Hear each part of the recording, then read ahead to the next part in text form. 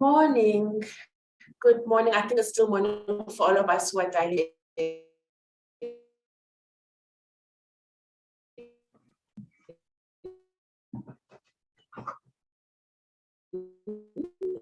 And welcome to today's focusing on, of course, the case for sorghum.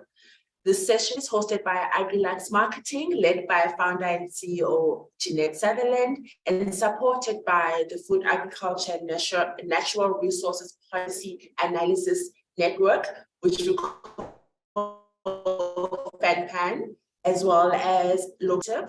My name is Vuyo Lutseke, and I'm a director and head of membership and stakeholder relations at the Shared Value Africa Initiative. And I'm very excited, proud, honored to be lending support to not just this dialogue today, but also being a partner of AgriLux and their initiative, which they are launching, called the Wild Feast. As we start today's program, we invite you all to say hello, check in, introduce yourselves in the chat box where you're connecting from, and let's see if we can make this a lively conversation on screen as the chat box. Welcome also to all our speakers who have joined us, and really excited to get started today with what I hope is going to be the first of many dialogues addressing the various we would need to discuss as a net community operating across the continent. So in reflecting about today's session and thinking about, the topic and the importance of sorghum, myself being a person of Xhosa descent, coming from the Eastern Cape in South Africa, my immediate thoughts, went to Umombo tea, the traditional beer that we drank during traditional ceremonies, during family and stay. And over the years, I also got to be introduced to ding, which is, a traditional fermented porridge of the Batswana culture. Also, quite delicious. And I thought that what I know is that being here today, I'm speaking to those who are very much more knowledgeable than I am, and who I have no doubt will agree to the fact that it is so much more than that, and it has transformed to so much more than that. And that's what brings us to this conversation today. Sorghum is one of those crops that were identified by the agricultural pillar of the Department of Science and Innovation's bioeconomy strategy, which recognized the need to invest in value chain analysis initiatives that can support food security and the development of the agricultural sector through import substitution and other measures. The study by the DSI 2021 really aligned sorghum production and value chain to the revitalization of South Africa's agricultural sector, which has the potential really to expand by 1 million hectares and create 1 million jobs by 2030. So the benefits are not only economical, we're talking about climate resilience, we're talking about health benefits, affordability, and lest we forget, of course, agritourism, right? It's a recognized key market driver, agritourism, for local, indigenous cuisine, where globally consumer trends have shifted towards higher demands in authentic experience. Agriculture, has a great power in reinforcing Africa's role as the world's food basket. So there is a wide range of benefits to the integration of sorghum when we talk about transforming African food systems, but to do so takes coordination, partnership, right, to drive the change that we ultimately will benefit from, both as businesses and societies across the continent. And for us at the Shared Value Africa Initiative, the motivation was clear to the reason for participating during today's dialogue, right? We as an organization advocate for all businesses and organizations of all types to profitably and sustainably address challenges that face society and the environment through a strategy that is driven by innovation. By creating shared value, an organization is able to not only innovate, but also gain competitive advantage. There's a clear case here for not only environmental and socio-economical sustainability, but also profitability when we are exploring the sorghum product. It's an important part of affecting change and leading with purpose, particularly in Africa, is collaboration and partnership across borders and sectors. And this is where the greater impact we can create as a collective can truly be seen.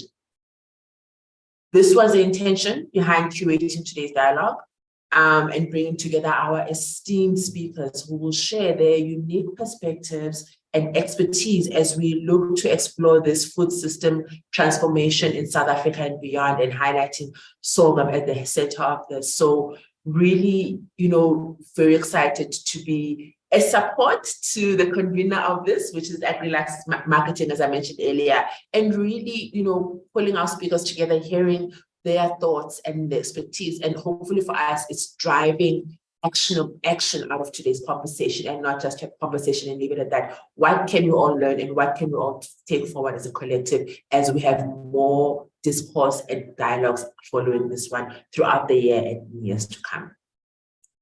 So to get us started, we will have some opening remarks from a selection of speakers from within the AgriLax network, as mentioned earlier. And I think very proudly, the first speaker that we're going to have with opening remarks today is Dr.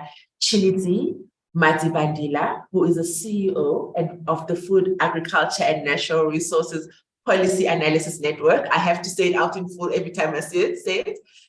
Which you also call FANPAN, those in the know.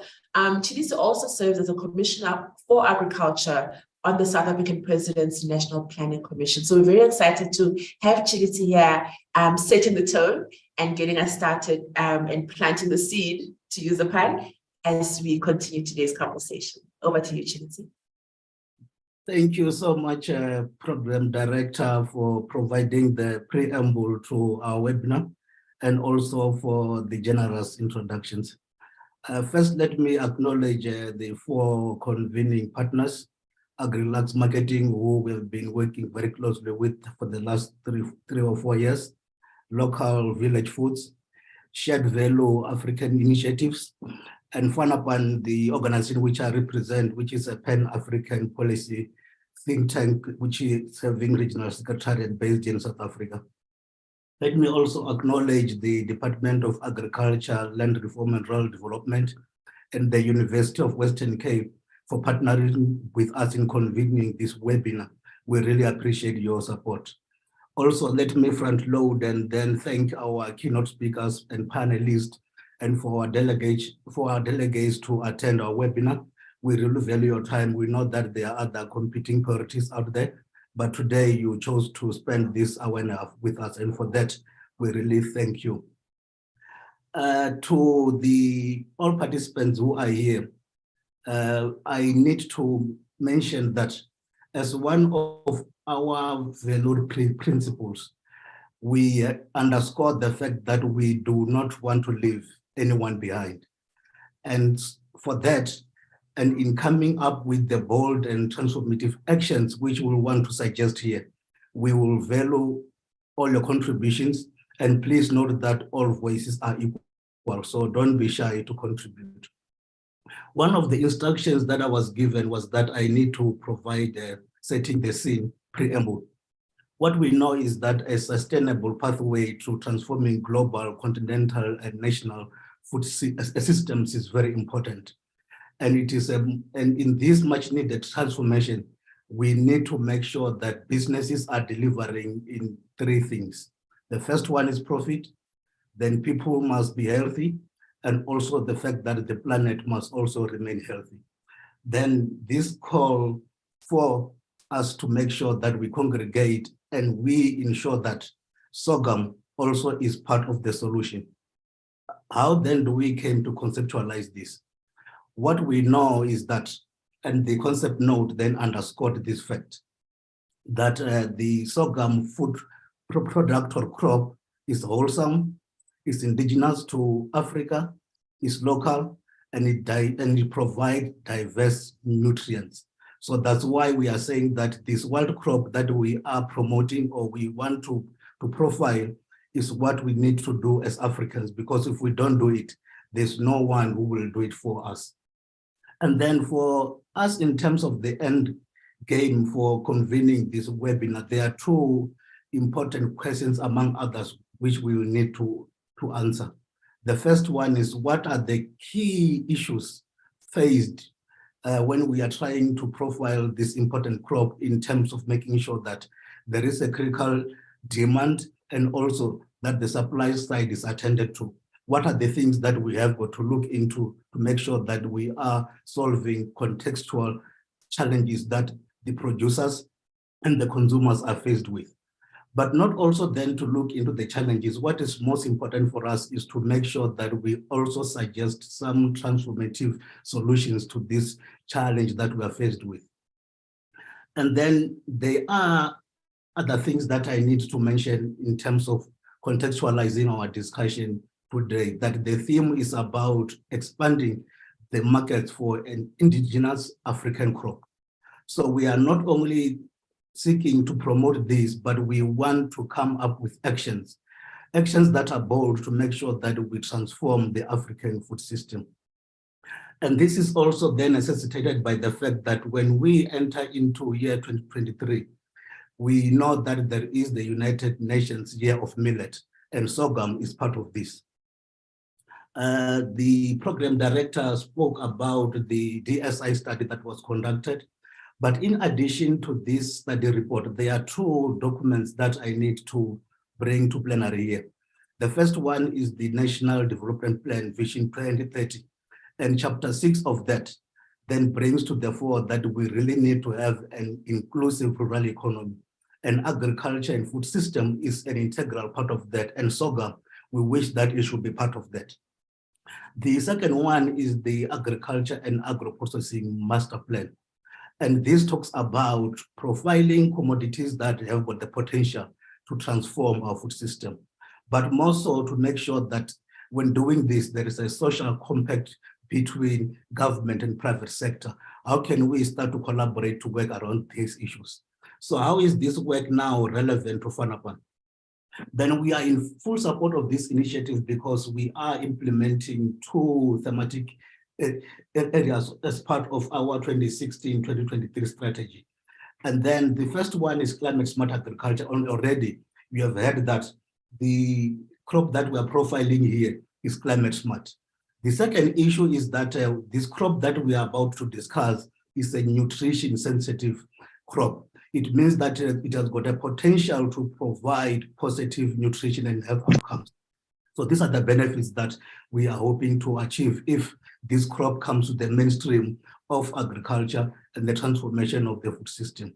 In conclusion, Program Director, I am looking forward to the three transformative actions that we are going to take forward after this webinar that we are convening today. And thank you so much for allowing me to provide the setting the scene opening remarks. Thank you so much. Thank you so much, Dr. Chilidze. And I think that part about leaving no one behind, very important. And, you know, the engagement, right, and the input and feedback that we will all have as a result of today's conversation. Very excited to have that. Thank you, Dr. Chilidze from Fanapan, to say it properly. Next, I'm very excited to also bring up for the next set of opening remarks for a few minutes, Dr. Babagana Amadou, who is the country representative for Food and Agriculture Organization, FAO. FAO leads international efforts to defeat hunger and improve nutrition and food security. And most recently, you know, providing smallholder farmers in Sudan with agricultural support to produce their own goods and reduce dependence aid support. That's just one element of what they do, but would love to hear from Dr. Amadou on behalf of FAO.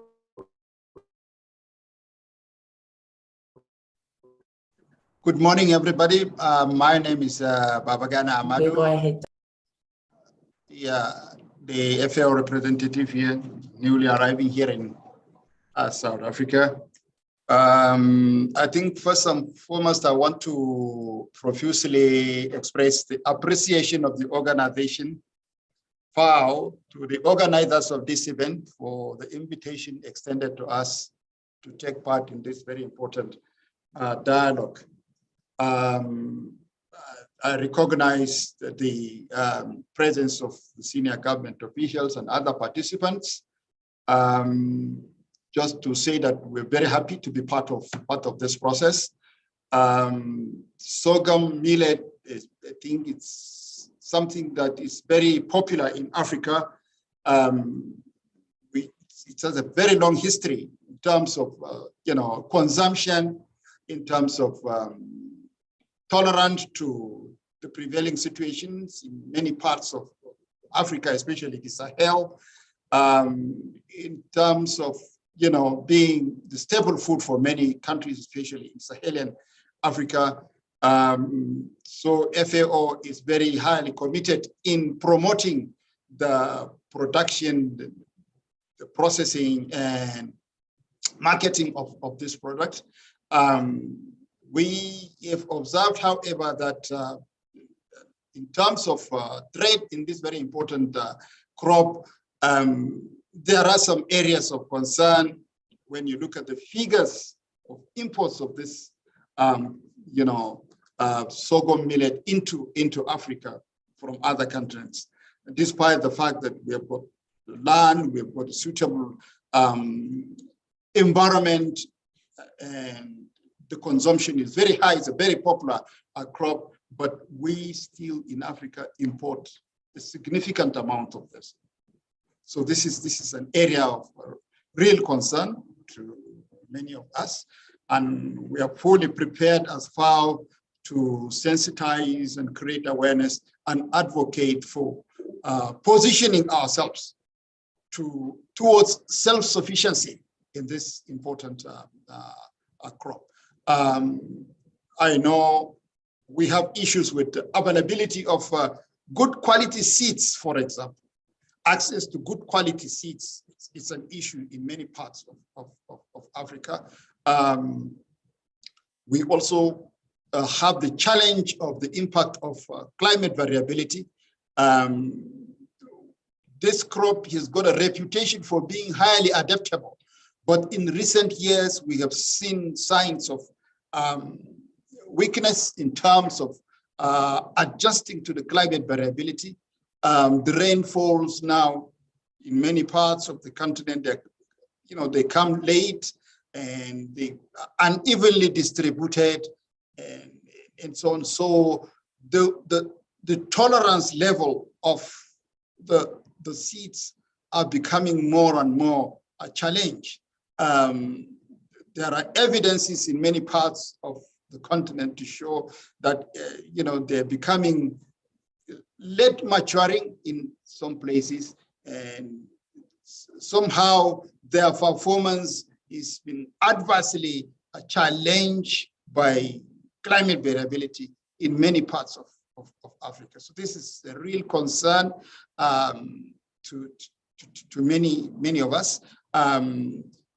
This is an area where we think we have to do something pretty quickly, and that's where innovation comes in, that's where research comes in, that's where the issue of smart agriculture comes in. We really see a lot of opportunities for advocacy, especially in research, investment into research, to ensure that the tolerant level of this very highly consumed crop, it's maintained.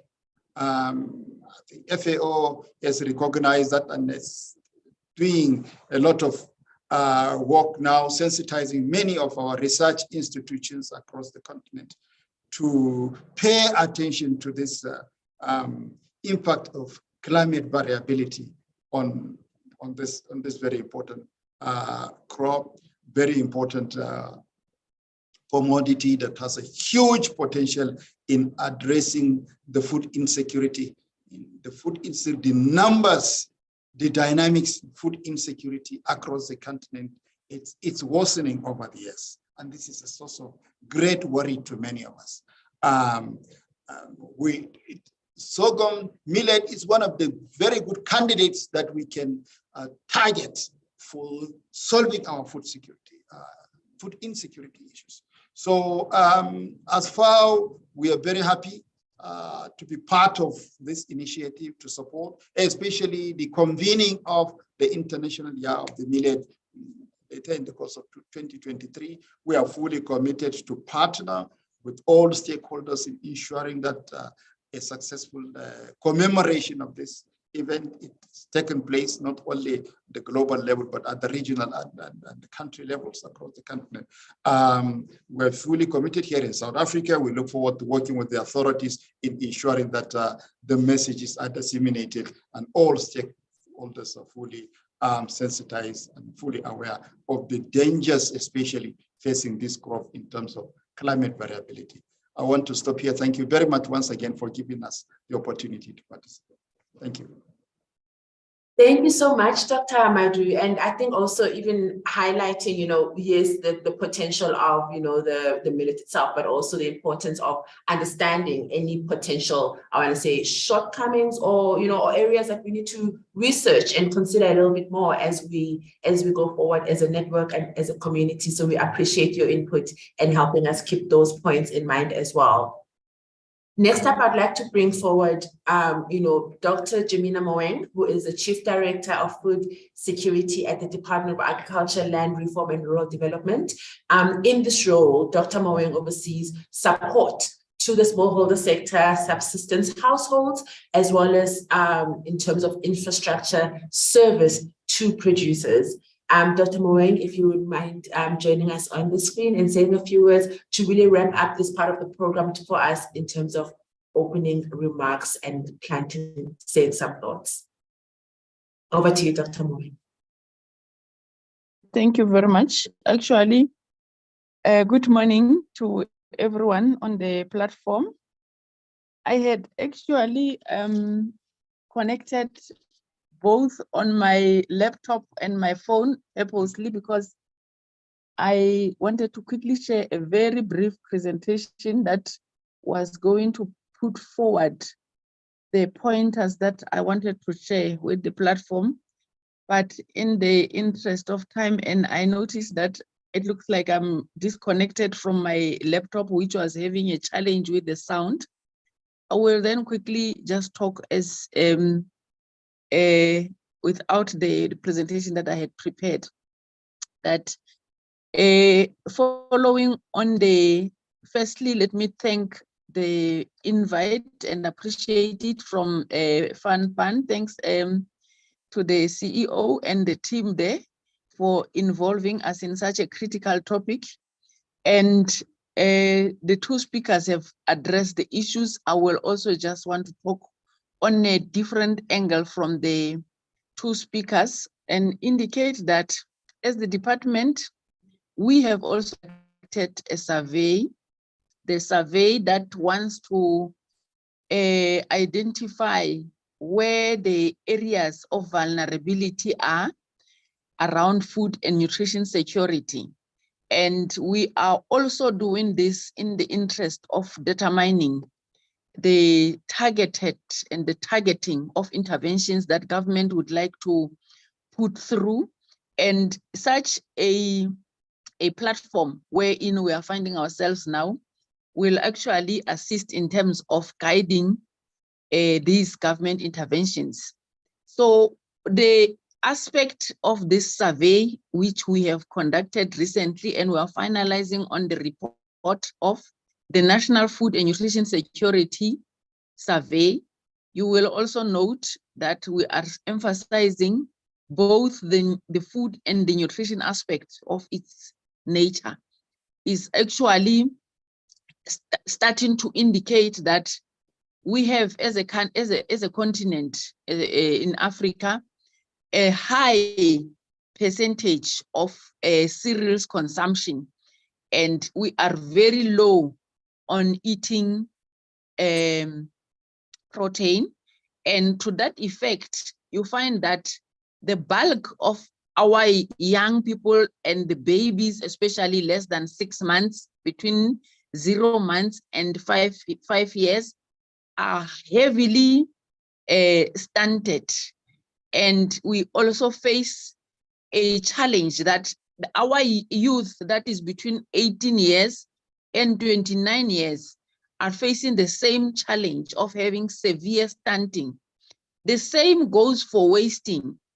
The youth is mostly severely stunted, especially the age between 18 and 29 years. We are facing a challenge there, as well as the ages that are 42 and 53. These are people that have a severe sign of malnutrition in terms of their body frame, where they are smaller than their height. And this is a challenge because that goes to your brain. The stunting and the wasting, the results thereof are visible and very clear on the person's performance at the levels of both schooling and at the starting of work.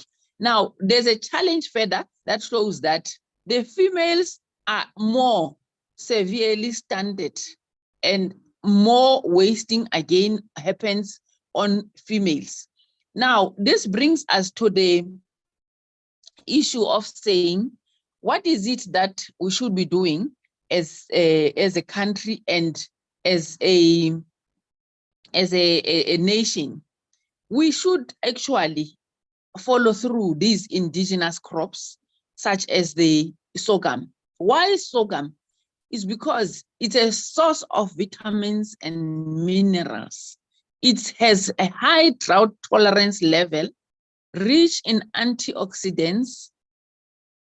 We find ourselves as a nation at the same time where we're having wasting and stunting, also obese, because we're not eating nutritious food. We're wanting to eat a lot of bulky, fulfilling food.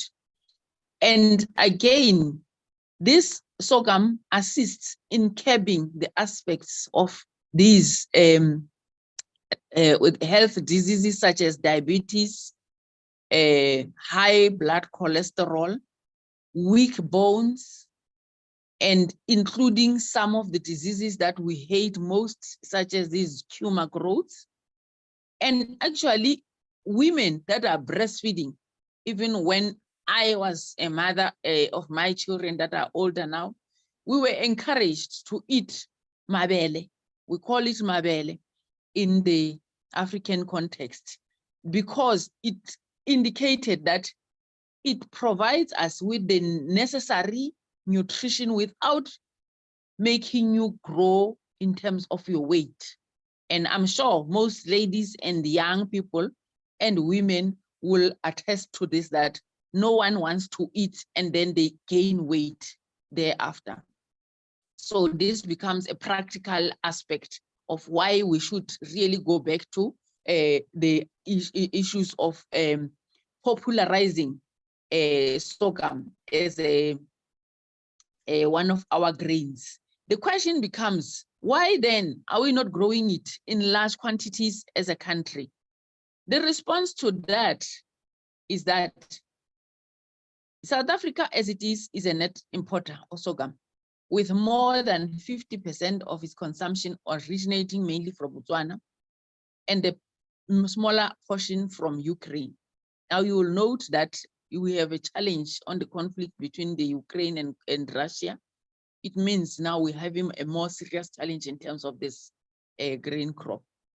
Again, why we are not growing it further is that there is increased imports of sorghum at a competitive price from the US especially. You will want to earn your income in dollars. And this now has resulted in local farmers selling it at import parity prices, and further exacerbating the margin and the squeeze on the processors.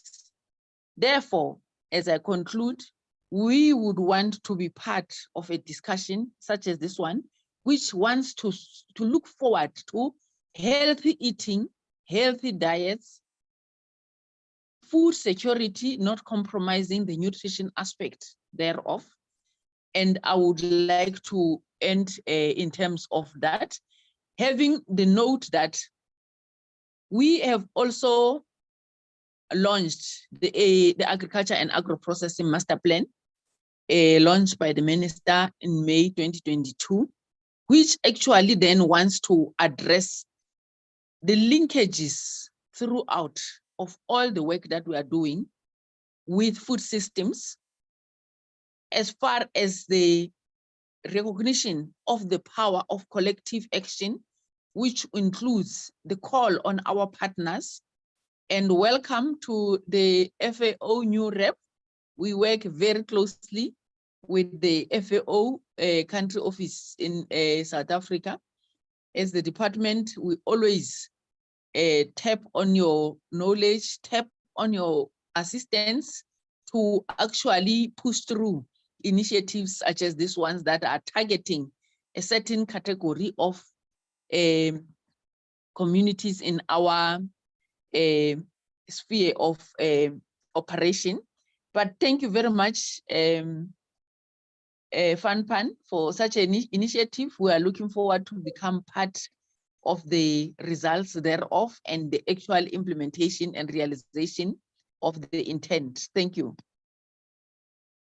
Thank you so much, Dr. Moeng. Also, just adding to those, I want to say, scene-setting remarks by our three speakers. And just to note for everyone as well that Dr. Moeng will stay with us and will also be, saying a few words as a closing remarks at the end of the program. So please do, stick with us for that, providing some thoughts on the discussions that we will be having and, possibilities of next steps from the department to ensure that the issue of increasing market access for sorghum becomes a reality for South African producers. And I think, Dr. Moeng, perhaps part of those comments, if you've got any thoughts around, the challenges some have faced with regards to the taxing of sorghum and, which really affects that possibility of, I want to say, producing it locally as well. Any thoughts that you might have from the government perspective would be appreciated.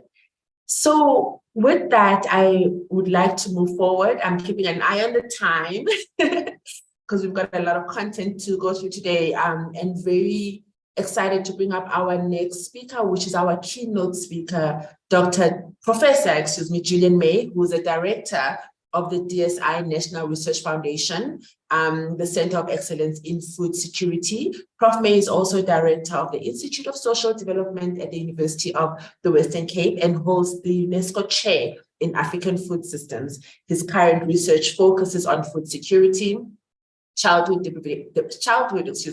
deprivation, as well as malnutrition. And I think in his remarks, Prof. May will just really provide a very brief response to the findings and recommendations of the study to establish market opportunities for sorghum in South Africa of 2021. Prof. May, I did see you here with us, so welcome and please join us, and thank you. Thank you very much, Chair. Let me share my screen. I hope everyone can see it now. Yes, we can see it. Let me just move this so that I can start the slideshow. And we should be in the slideshow now. Perfect. Great. Well, thank you very much for inviting me to this important event. I really appreciate it because it gives us an opportunity to present the findings of research that we've been conducting for about the last 7 years on this subject of sorghum, but also other crops similar to sorghum. So I'm not a great believer in detective stories where I reveal the answer at the end in the last chapter. I'd rather tell you the answer right up front. Are there market opportunities for sorghum in South Africa? Definitely. And I base that on research that myself and my colleagues, I think who may be in this room, Nishad Emma-Bucks at the University of Pretoria and Ndiko Ledidi at the University of Western Cape have been conducting. This research is largely drawn from the fields of plant science, so understanding more about the plants of the plant sorghum, but also from food science. So how we might think about processing that plant in ways which are more nourishing, which are more palatable, and are also more suitable for the current times.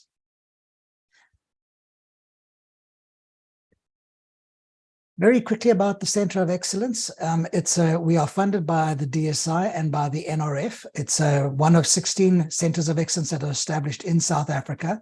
It's the only one that focuses on issues of food and nutrition. Centers of excellence are hosted at a university rather than owned by a university. So they're seen as multi-institutional, multidisciplinary. We operate as a virtual research center and always have done. We focus on capacity building. So in addition to doing research, much of our focus is on the training of postgraduate students. And we have a particular goal in mind, which is nutrition security with dignity. So not simply making sure that people have enough food, but also being aware of what they have, what choices they have available to when buying that food, and on what circumstances do they actually consume that food.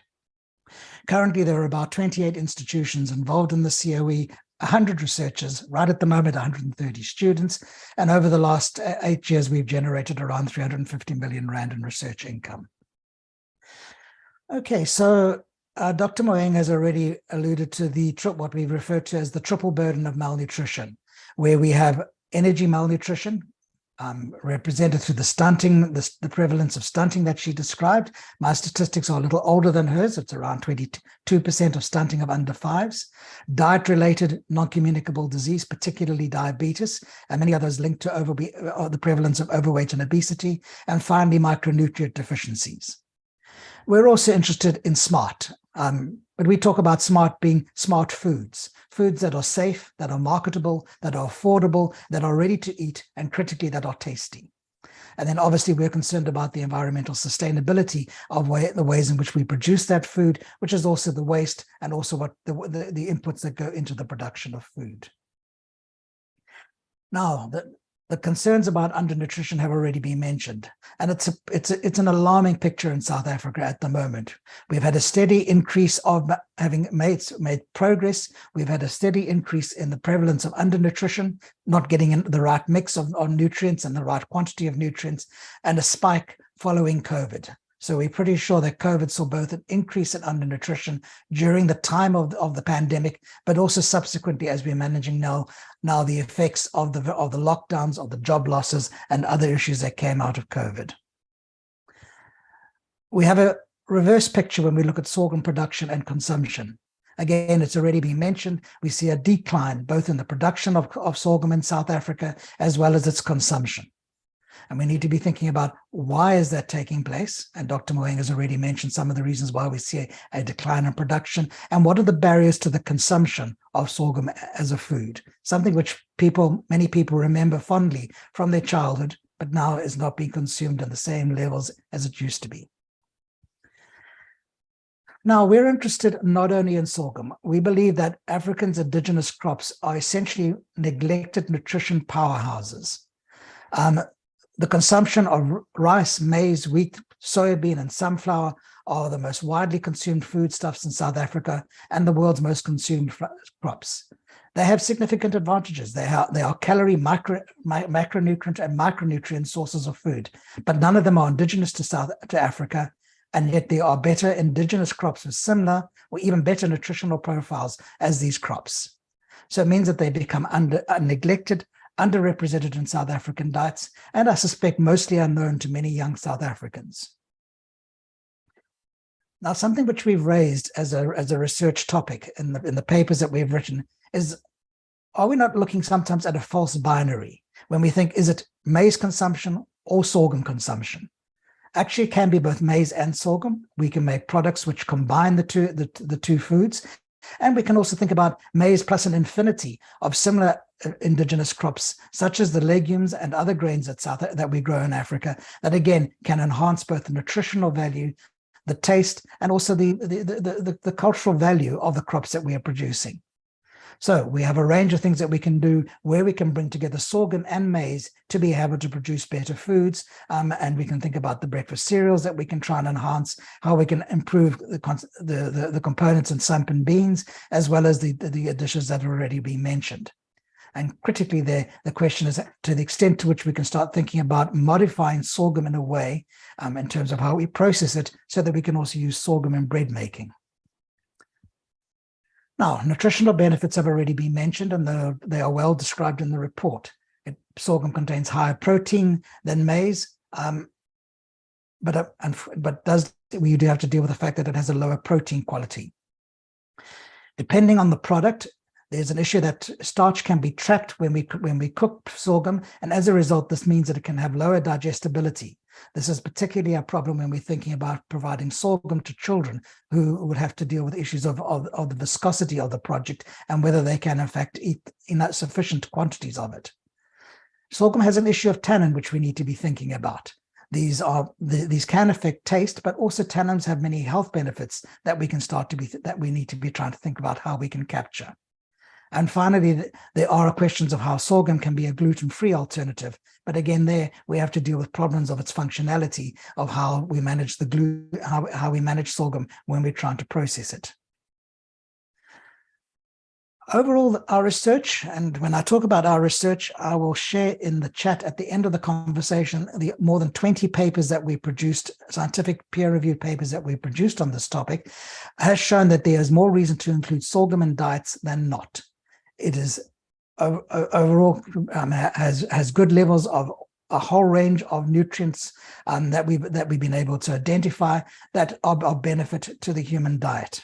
And you'll see there one of our PhD students recently graduated who's been working on this on these topics. But now there's another issue why we should be concerned about trying to improve our production and use of the plant sorghum. Our colleague from the FAO has already mentioned the importance of climate change and how this is going to negatively impact upon food security.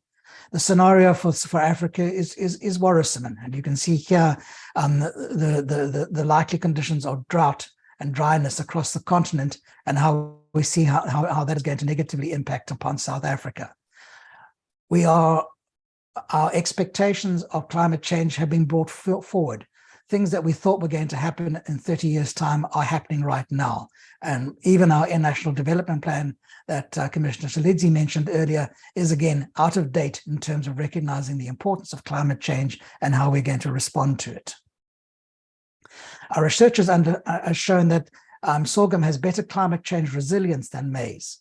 And one of the things that we're now trying to understand is what it is about the sorghum plant that leads it to have that climate change resilience, that allows it to deal with drought, with salinity, and with heat better than some of the other food crops that we currently rely on.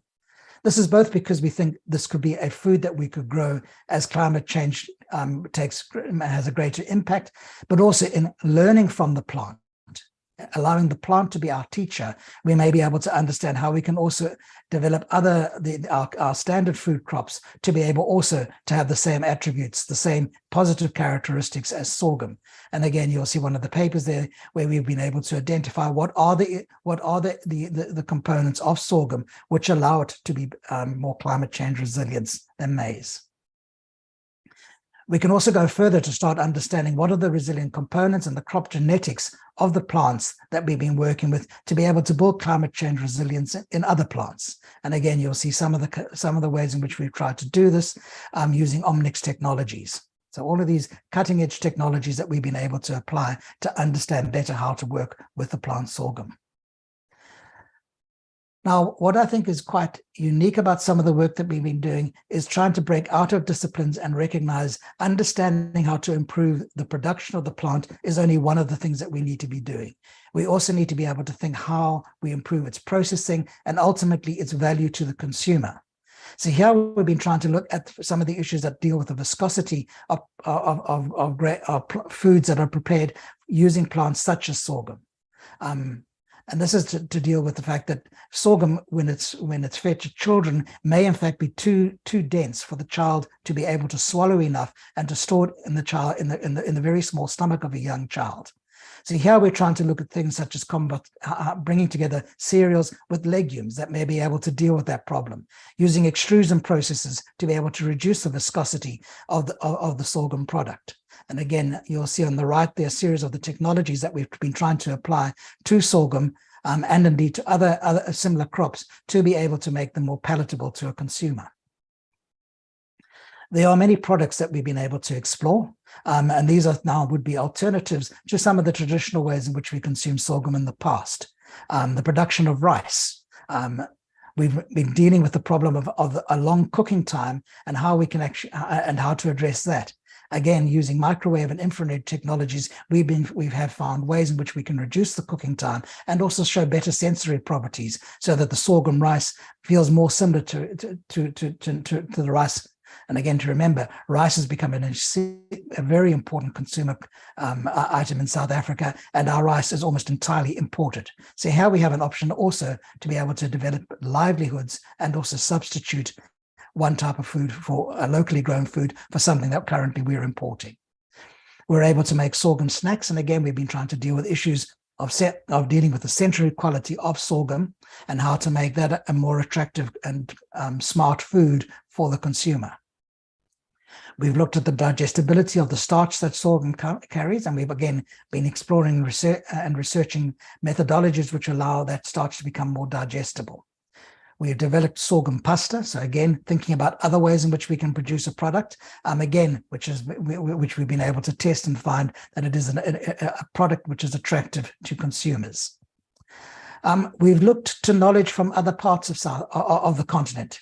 Kishra is a food that is made in countries such as Sudan, and here again we've noticed that sorghum can be used for kishra. It has been used for kishra in other countries, and how we can use the technologies that are used in the production of kishra to be able to produce foods that might be more palatable to South Africans. So again, we can draw on the indigenous knowledge of other countries on the continent. And then finally, stepping away from food for the moment, sorghum products can also be used for biopackaging, which can be used for non-food usages, and thereby dealing with some of the issues of waste and pollution that we have in South Africa.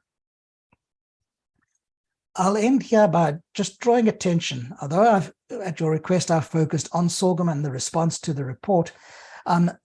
Sorghum is but one of a series of resources that we have available in South Africa and elsewhere in Africa that we think are resources for resilience.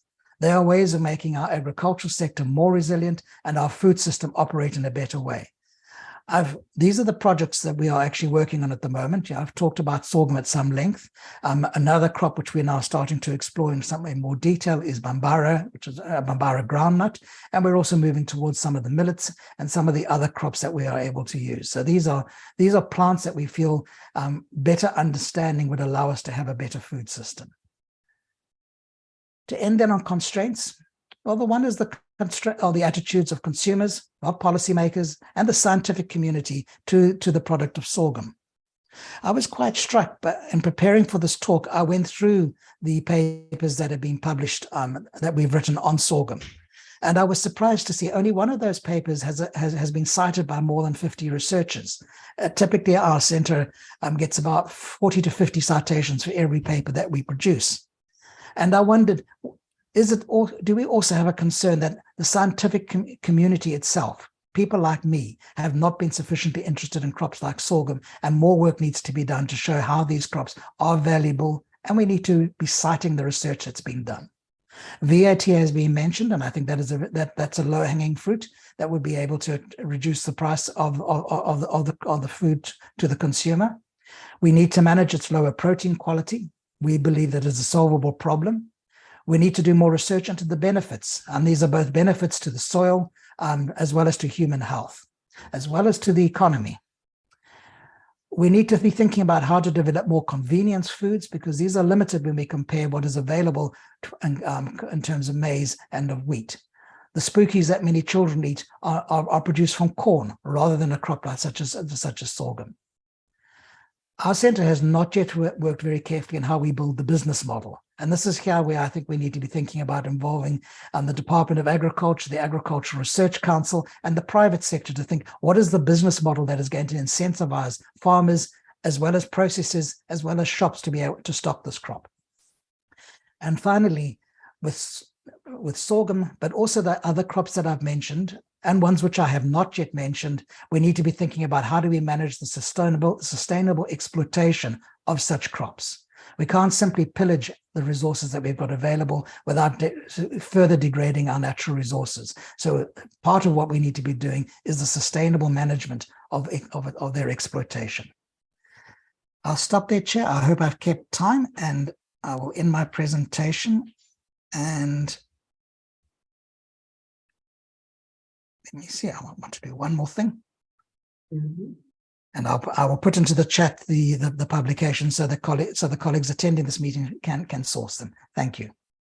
Thank you so much, Prof. If you may stay on screen with me for just one more question. I want to also acknowledge the specificity of the constraints that you listed towards the end, especially the part about the potential to collaborate with the private sector, but also other sectors as well, especially the government. So I think, you're giving us a lot to not only think about for today's conversation, but as we carry on with the work that we do. You also mentioned the papers that you'll be sharing, which is quite a vast number of work that has been happening. Would you maybe have specific areas or gaps that you think you could research further into within all the work that's been done to date? Or would you is it as big a problem as what we might fear it is? If there's specific gap areas that you might identify within the research.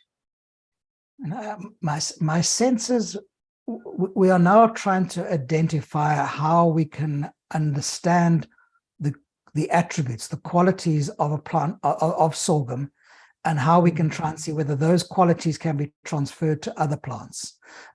Because although we may be very keen on promoting this product, there are limitations, and particularly when it comes to baking, which we need to address, and that means then thinking about how we learn from the plant rather than exploit it directly.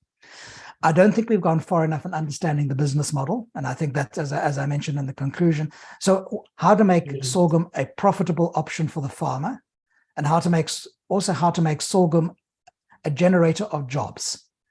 Critical to South Africa is about the promotion of livelihoods, and we need to think how this crop and the foods that can be made from it can also generate jobs in the best way possible. And again, I see that as that's work that still needs to be done. The nutritional value, I think we've established the feasibility, the technical solutions to some of the problems that were talked about in the past. I think we've resolved those, and we can move forward on that. Thank you. Thank you so much, Prof. Appreciate that. And thank you for joining us. I just want to highlight for everyone who's always here with us, if you've got any questions, please do type them in the Q&A. If it's specific to Prof. Tabile, please type in the Q&A and ask Prof to maybe answer in the chat box. Otherwise, we will have a Q&A section in the last 10 minutes of today's program. We are a little bit behind in terms of time, so if you can just bear with us, everyone, we'll definitely allocate time for that conversation. Thank you so much, Prof, for that. So up next is going to be our panel discussion. And I want to invite, as I mentioned now, we've got a Q&A that we'll be addressing or using shortly for the questions. But I want to invite I want to use the word dynamic speakers, to join me on stage. I will introduce each of them and they may switch on the cameras, and then we can follow on with the conversation from there. First, we have Chef Mokgadi Tsweng, who is a plant-based chef and indigenous food activist. She has a passion and expertise that lie in reintroducing our plates, with a modern fusion indigenous foods that are good for the earth and for our health. So I think that theme has been coming up a lot today, as we had in our speakers previously. She is the author of the widely acclaimed plant-based cookbook, Vegelicious, and she's on a mission to preserve and mainstream the rich and nutritious heritage of indigenous South African foods. Hi, Chef Tsweng. Thank you so much for joining us. Thank you so much for having me. Absolutely. I'm going to just introduce everyone and then I'll address the questions. Thank you. We also have with us Pires Tole, who's the CEO of the African Marmalade Farm. Her career spans working in private sector corporations, communications, marketing, PR, and so forth. But really what inspired her was when during her travels, she identified a gap in the market for authentic African food. And she really not only founded African Mallet Farm to produce, but she also sources from other farms a range of organically grown indigenous African vegetables and grains, really aiming to mainstream, indigenous crops into knowledge, as well as, I want to say, our understanding, right, or our own menus of them. We also have with us Pamandla Mangaile, who's a co-founder and commercial director of Local Village Foods. She is inspired by the African continent, I love that, and its diverse cultures and its quest for social and economic unity. And Pamandla really wants to play a role in implementation of free and fair trade across Africa. We have as well with us on our panel today, Mpho Chukwudu, who is a registered integrative and functional nutritional dietitian. In her practice, she uses food and its nutritional compounds, as well as stress management, sleep, and exercise to really promote optimal health for all. And nothing excites Mpho more than blending nutritional compounds and cultural memories. She also co-authored a book called Eat Ding, which offers healthy and dietary solutions using indigenous foods and methods with a modern twist. And then we have finally on our panel, Letu Chabangu, who is a co-founder of Ukamba Beer Works. Yes, we went across the range when it came to the value chain today. His dream is to make a craft beer that resonates with African culture and heritage. And that's what he does, right? He also pursues new knowledge through research and collaboration. For example, he's got a partnership with the University of Limpopo that facilitates knowledge transfer to students to ensure that the next generation learns technical skills in brewing craft beer using sorghum, right? While also valuing African culture and heritage. So, seeing that, across the value chain, our speakers will bring in their perspectives. And within this conversation, we really wanted to highlight 5 specific areas, and we're going to address these through practical questions that within the context of South Africa's food system transformation agenda, what their experiences are and what their thoughts are, and a little bit of forward thinking as to what could be possible. So this discussion then will focus on the relevance of indigenous systems and food crops, particularly sorghum, to the food system transformation agenda, as we heard earlier from our various speakers, the importance, the potential, and there are some gaps or some, let's say, limitations that are already being experienced within this area, right? Whether there is in fact demand at scale, is a supply at scale, and really diving a little bit into key issues that are faced in aligning demand and supply markets for sorghum and sorghum-based products. And then we're going to end off our chat at the end and really looking at what could be done and what should be done to unblock barriers in ensuring sustainable demand and supply markets for sorghum and other indigenous food crops to really contribute to South Africa's food system objectives. Right. So what I'm going to do is I'm going to start off with Mpho, who is our dietitian expert on this panel. Mpho, just, to hear your thoughts as we start the panel, indigenous crops and food systems in general, right, but specifically sorghum, all are relevant to the food system transformation agenda, as we've been saying, right? Can you share your thoughts on this, particularly from the perspective of how food is produced, accessed, and consumed? People are getting sick. We've had the stats from, the department as well as a prof when it comes to dietary malnutrition and I want to say deficiencies that can happen, and people are also getting sick with non-communicable diseases, especially here in South Africa. Talk to us from your perspective how all of this connects and what your perspective is on responding or intervening as a dietitian. Thank you so much for the invitation. I'm unable to start my video. It says the host has stopped it.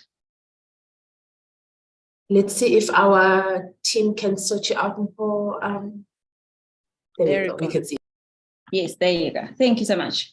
Okay, I think indigenous crops are important for the transformation of this food system, especially when we're looking at issues of food security in South Africa. If we look specifically at sorghum, sorghum is a low GI grain that is very high in fiber, it's high in vitamins and minerals. And it's also high in polyphenols, which are concentrated in the bran fraction of the grain. And these polyphenols have been shown to have several potential health benefits. That includes being anti-diabetic, it's cholesterol lowering, it's also anti-inflammatory, and also has anti-cancer properties. So it makes sense for the consumption of sorghum as a whole grain than when it's sifted and the fiber is not included in the plate. And indigenous and naturalized crops are actually easier to grow, and they're also full of beneficial nutrients that can be used to fill the nutrient gaps, especially in poor households.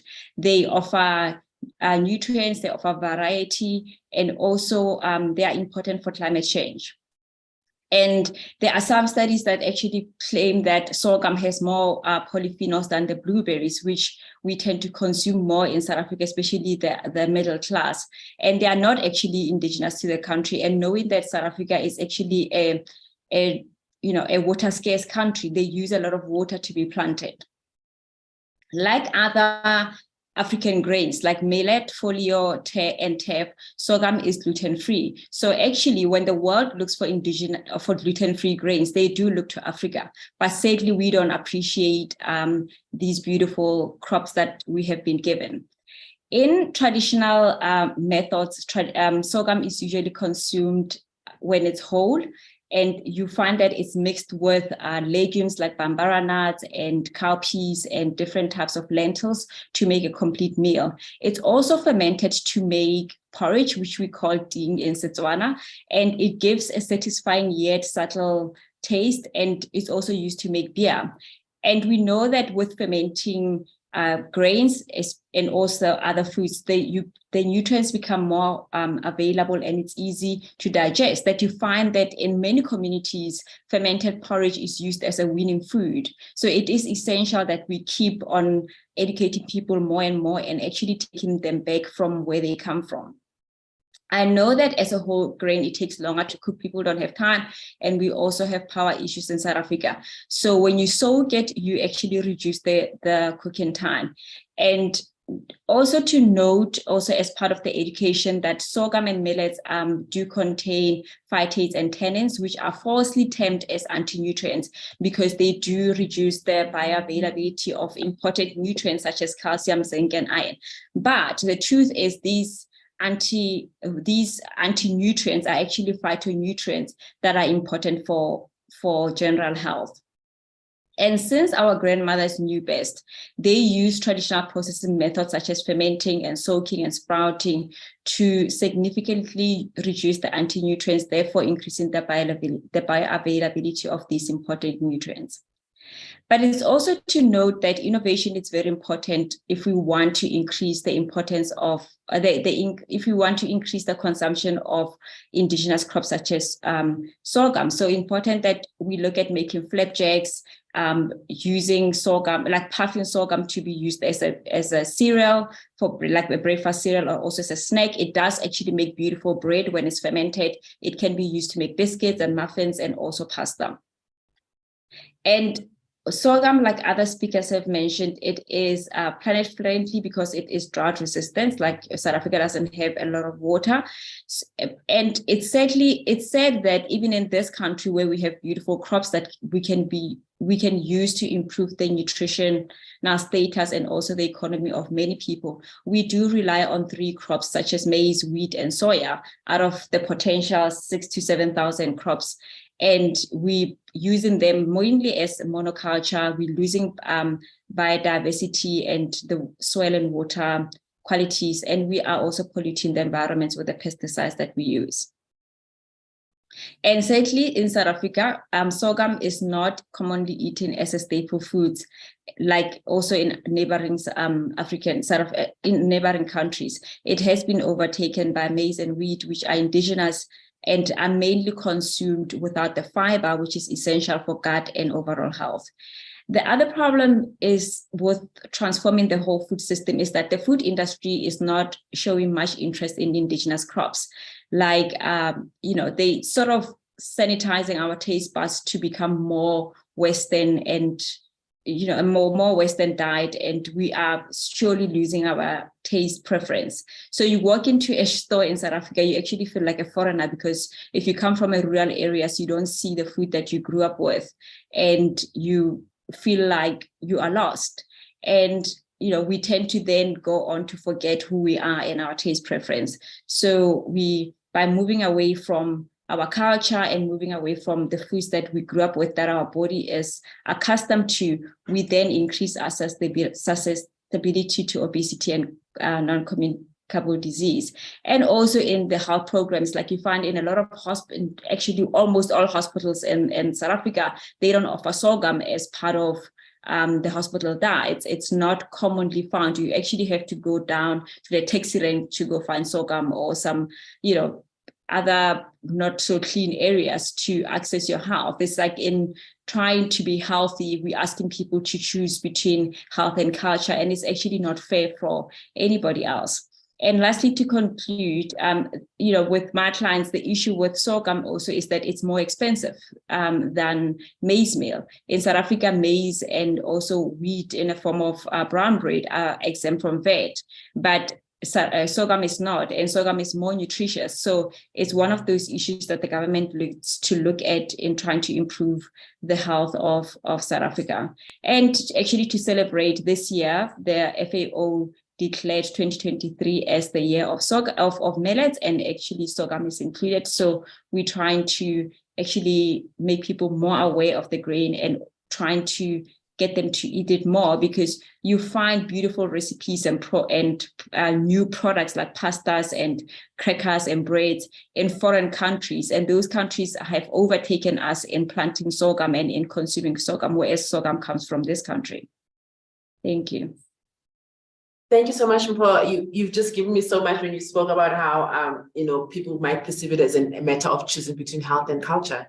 That's such an important, comment, because, speaking of sanitized pallets and when in fact our grandmothers knew best, that's certainly something that I'm going to keep in mind. And I wanted to invite you as well, if maybe share as well in the chat with our attendees, where people can also, those who want to take a look at your book, buy your book, if you've got a link that you can share with us on that, I think would be great, because I certainly am keen to see it ding and get some recipes out of that for my own health benefits. Thank you so much. Thank you. I want to also invite Chef Itsweng, and just to hear from you, because as we're talking here about the fact that there's perception, not issues, challenges that when it comes to sorghum, perceptions are that it might be a signifier of poverty, that it has not transformed with the times. Earlier I made reference to my own childhood memories of traditional ceremonies when I go back home to the Eastern Cape, etc. So from your perspective, is there a mind shift that we're seeing or that we're driving in conversations and on platforms such as this one? Are we closer to seeing this happen, and perceptions changing, or from your in your activism, food activism, I want to say, what has been the response from the consumer side, but also the commercial side of it? Well, thank you for having me on the panel. I'm really looking forward to hearing what the other panelists have to say, and hearing from Professor May was really, really enlightening, but also it was almost like reassurance that sorghum is going to be back on our plates, whether we like it or not, because there is a need for it, but also just in terms of our health, as Mpho has alluded to, but also in terms of our culture. We need to reclaim sorghum on our plates because it's ours, and what I'm seeing with in the food industry, especially because I'm one of the judges for the Eat Out Restaurant Awards, and what we saw last year was a lot of chefs in fine dining establishments bringing in sorghum as part of their plate offerings. So for me, that shows me that a shift is happening, a movement has started, where we as South African chefs, we have something special on our plates that we can show to the world, and we're coming on strong. People are learning more about sorghum and putting it on their plate in all sorts of ways. So the processing of it has begun. Chefs are in their kitchens, creating all sorts of amazing things and amazing stories around sorghum, which is critical for us because, as you know, chefs play a very important role in the food system in that they stand between the farmers and food producers and consumers. So we're the people that create the vibe. We make sure that people eat what we say they must eat. You can see that with what happened with quinoa. In 2013, the FAO named 2013 as the year of the quinoa, and sales of quinoa it boomed. Everybody started knowing what quinoa was, all because the chefs were putting it on their plates, teaching people about this amazing grain and its health benefits. Sorghum is in the same position right now. And it's the beginning, for me, what I'm seeing is the beginning of a revolution or a reclaiming of sorghum on our plates as South Africans. As we know, it grows here, it's our indigenous crop, but we also have stories. We understand and we connect to the grain in a very spiritual way. It's ours, and we use it obviously when we, in our rituals, but more importantly as a health, as for our health. So it's amazing to see that not only is it good for us, but also for planetary health, which is important. And what's happening now is that a lot of chefs are learning about this crop. So the first thing first, you need to understand where the crops come from. So you're able, as a chef, you're able to tell the story of the crop and the story of the farmer, and teach about its health benefits. So for us, what I'm seeing in people's kitchens, in my community, in my chefing community, is a lot of education is going on. A lot of workshops are being held around indigenous crops and how we as chefs can put them back onto our plates. And that's the way to create a market and demand, because it doesn't matter if if farmers farm the crop, but nobody is asking for it and there's no demand for it. And demand only comes when people understand how to use the crop, how to use it on a daily basis, because it's one thing for us chefs in our high, restaurants, in our restaurants creating these amazing dishes. But if people can't use it at home on the daily, then again, the demand won't be as much. So it's important for us also as chefs to show regular people, everyday moms, everyday people who actually who can integrate this crop on their everyday plate. So I'm seeing the shift is happening with a lot of chefs. I'm seeing the world actually asking us, what do we do with this grain? So right now we are placed in a position where we can advocate for this crop in reclaiming it. And reclaiming it not only adds biodiversity to our plates as South Africans, but also add excitement, a new excitement, or actually reclaiming the old for new, understanding that also this crop is critical for our future as Africans, and our future in food security.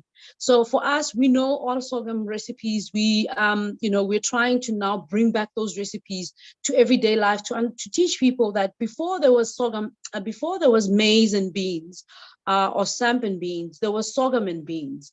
So trying to bring back those recipes and understanding that those are simple recipes that can be used not only as by us as chefs or people at home, but also can be used in school feeding programs, bringing the simplicity and deliciousness of food to the people. And it's not just, sorghum must, only be had or enjoyed by people who in the wellness industry who understand its protein content, or who understand, its health benefits, and not having everybody access that health benefit.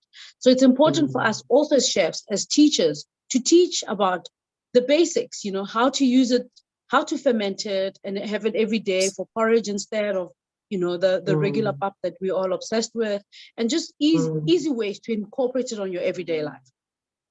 Absolutely. I love when you said chefs set the vibe, right? You introduce us to the, to the ingredient, it becomes very trendy. But now in the year of the millet, as has been stated, it's a time for us to actually educate ourselves, right? Be part of the demand.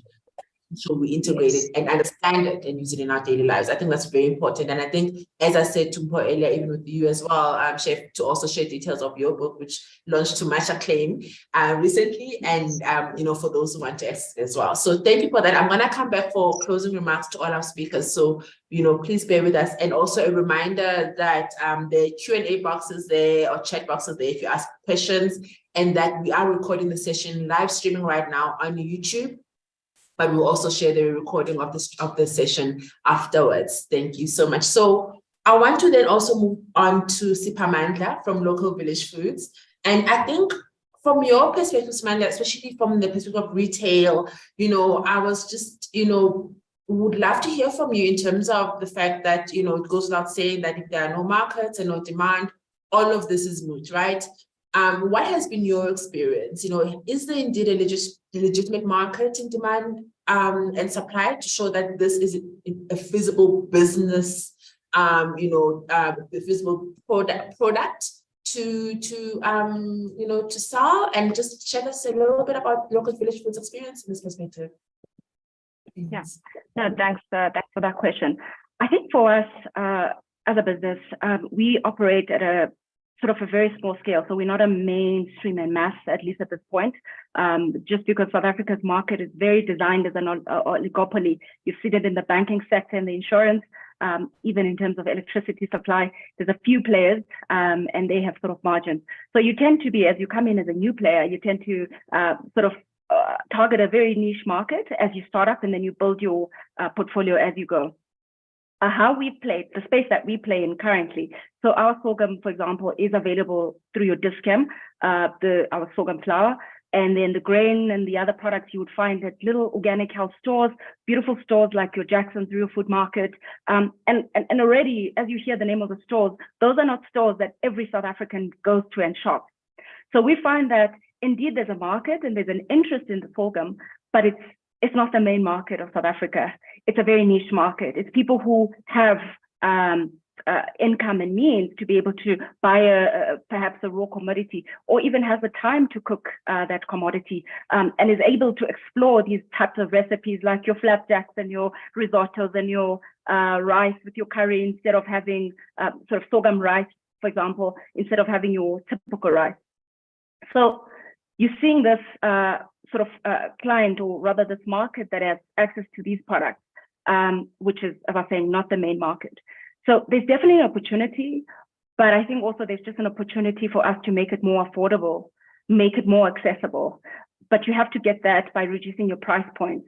So if my farmer supplier, for example, gives me at a very high price, and I put up my markup, or I value add and create something, and I then take it to a store, then puts up their markup, it becomes quite expensive and really not as accessible. So that's, for me, I think, and reality of business is that you have to have economies of scale, or you really have to have super rich people who buy this product on a daily basis. And I think as South African, we don't want to see a situation like that because of the health benefit of sorghum. We don't want it to be something that only fits a certain group of people, that we want it to be something that actually is eaten by the majority of the people. So to answer your question, definitely there is a market.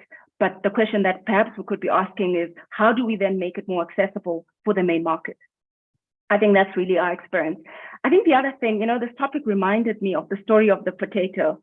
Potato was not this sexy French fries that we get to enjoy today.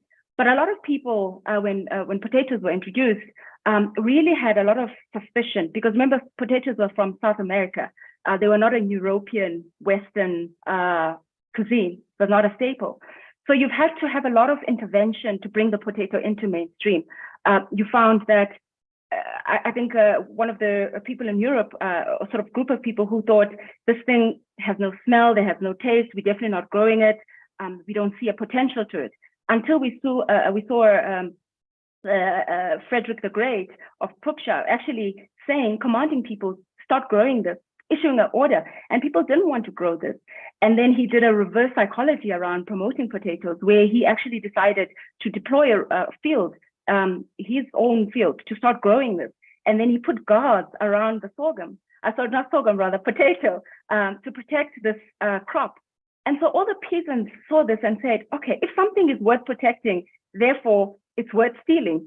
And so they started snatching, and they planted in their own home gardens. And you sort of see, and that really was the intention, but there was a lot of reverse psychology.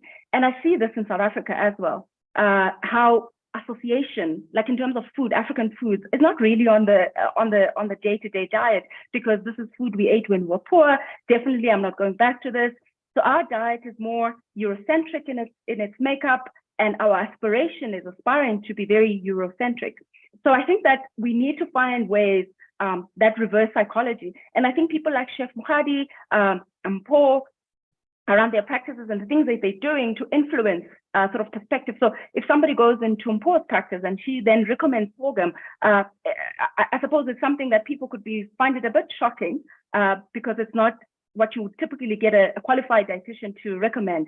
And chefs like Mukhadi as well, who would say, here's a product, this is how you can incorporate it in this particular recipe you're making at home. Then already it's starting to shift the conversation, and it's playing around reverse psychology. So you don't just have policy saying, guys, we need to start growing sorghum, and then it ends there. But you're seeing a lot of aspirational, because I think, unfortunately, we have to admit is that people aspire to seem to be progressive. So if we play on that as a people, or the industry rather, we play on that, then you find that at least we try and increase demand to at least main market in South Africa, created as an aspirational brand, and not just a product that sits only for the high earners, but you get mainstream, that people actually have access to it. And then you find ways to then support your farmers. How do you increase your yields per your hectare? And you subsidize those so that they're also encouraged to grow it. Because I think even if I was a farmer commercially, I don't think I would farm anything that's not commercially viable. You're in business to be able to make a profit. And so, give me subsidies to encourage me to grow this. Encourage me, make my product, not have extra costs like your VAT, for example, but also create a market for me. And I think one of the key things, and in this session, we're privileged to have people from government. Government is one of the biggest buyers. So your correctional services, your Department of Education, your in health industry, those people through Treasury, they then put out tenders and people purchase. So if every hospital, every prison, every school, through your feeding scheme, you created a market. Even if you put sorghum in a soup and you give that to kids in schools as you're part of your feeding scheme, but you have to create a market for these commodities so that farmers at least encourage, as they start growing, that there's an opportunity for them to start growing this. So definitely there's a market for sorghum, but I think for me is let's make it accessible, and let's really create food products and do reverse psychology so that people are encouraged to start consuming and aspire to be part of this revolution. Thank you.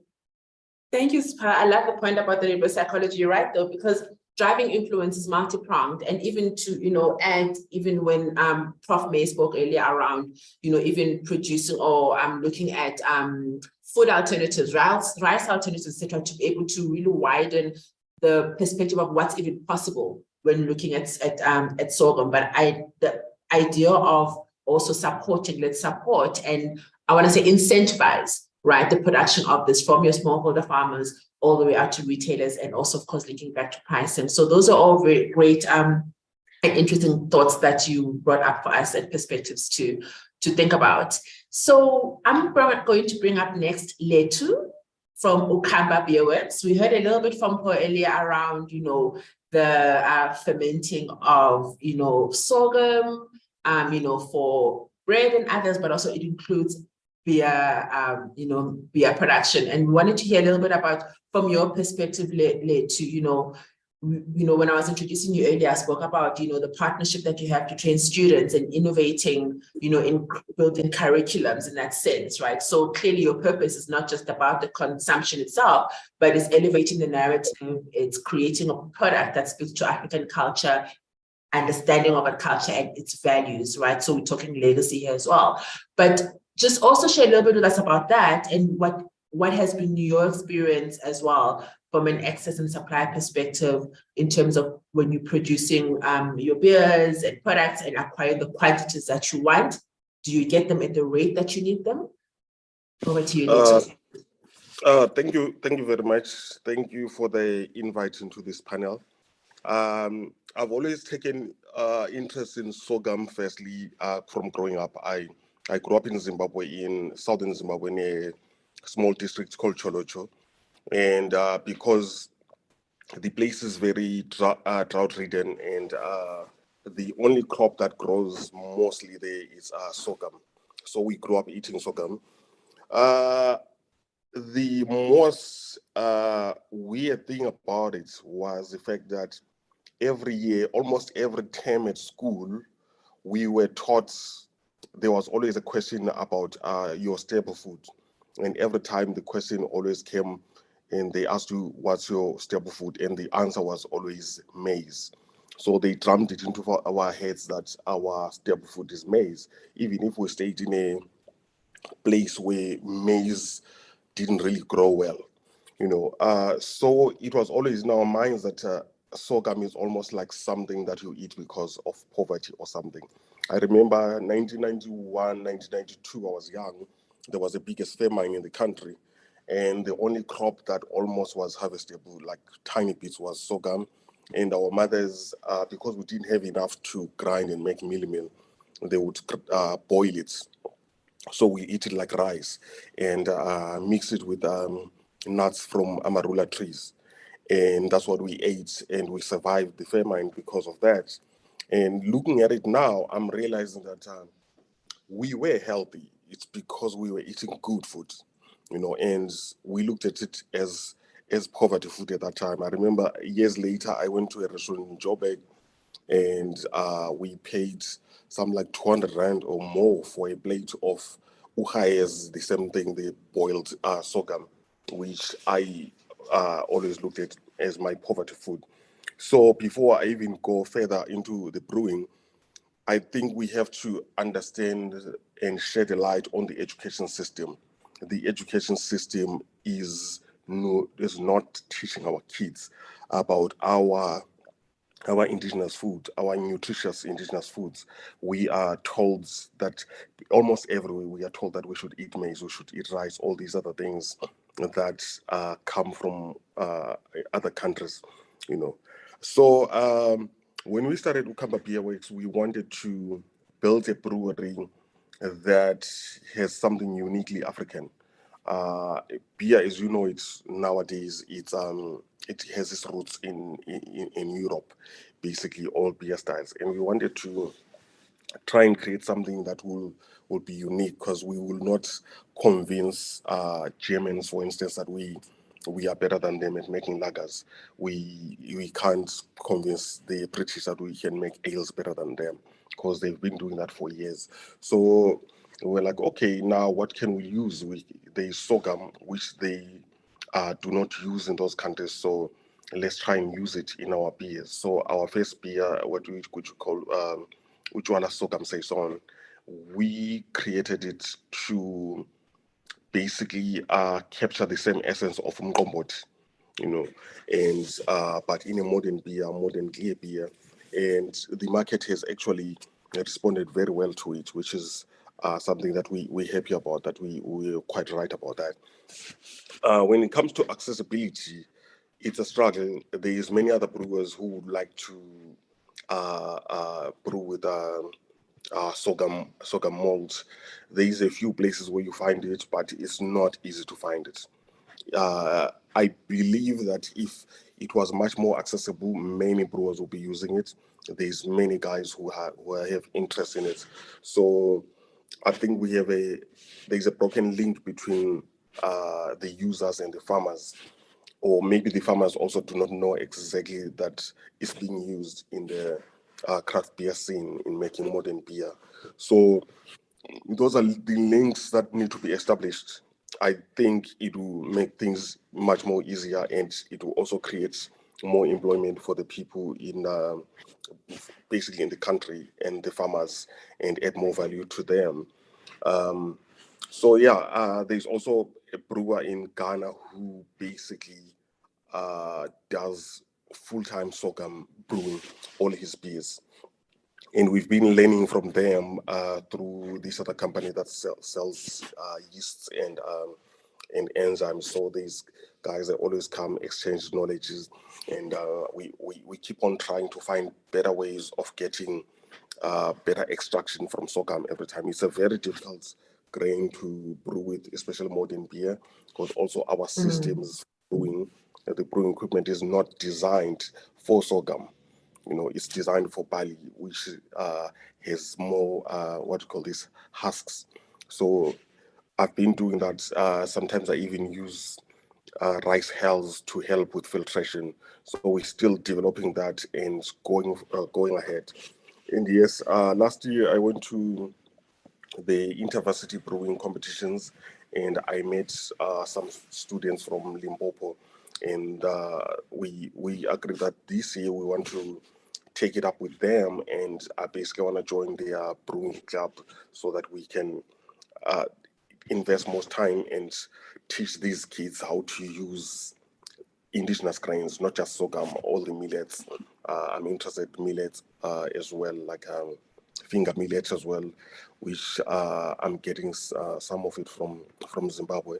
And I recently found out that there's some farmers who are growing it in Limpopo, somewhere in Bulukwane or something. So that's basically where we're trying to go. Yeah. Thank you so much for that. And I think I love the, already that cross country, I want to say education, collaboration, and, none of us holds the answer alone, right? But where can we learn from others? And I've heard other speakers as well speak to this later in terms of, where can we collaborate, where can we do more, and what can we collectively drive, how can we collectively, drive the change that we want to see in this.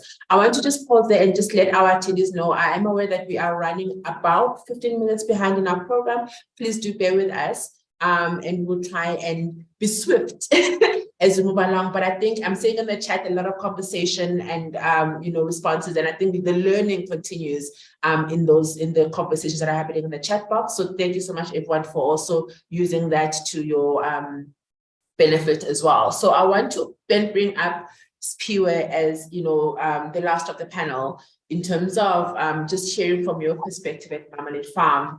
Reading up a little bit about, the vision, right, of taking African indigenous crops out of the periphery and into the mainstream. We heard from Mukhadi earlier, Spamanda and everyone, which also has its own challenges, acknowledging that.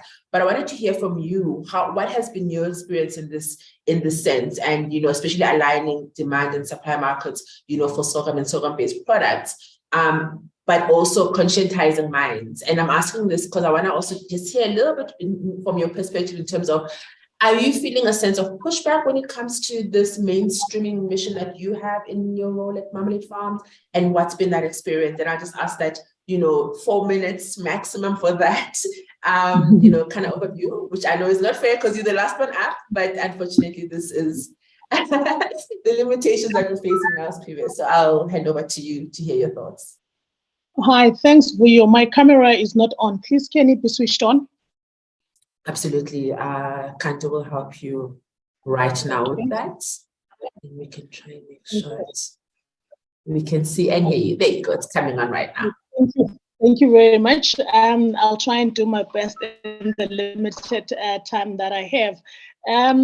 I think I have not really been met with any pushback or resistance from people.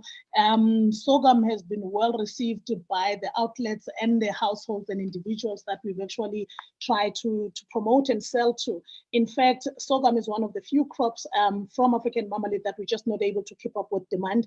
We've been able, I think, to share the story, explain the nutritional benefit. Once you dial up the nutritional and health benefits, it just becomes easy. It's a no-brainer. People don't even have to be convinced. They just say, okay, fine, I need 2 kg, I need 4 kg, or I need 10. And then some some parents, you find that they've got children at tertiary institutions. The kids are now eating it at home, but then when they say they go to varsity, they say, I need to send about 4 kg for my daughter. And I mean, the child could be at UCT, they could be at VET, could be at UP. And the challenge is obviously on the supply side.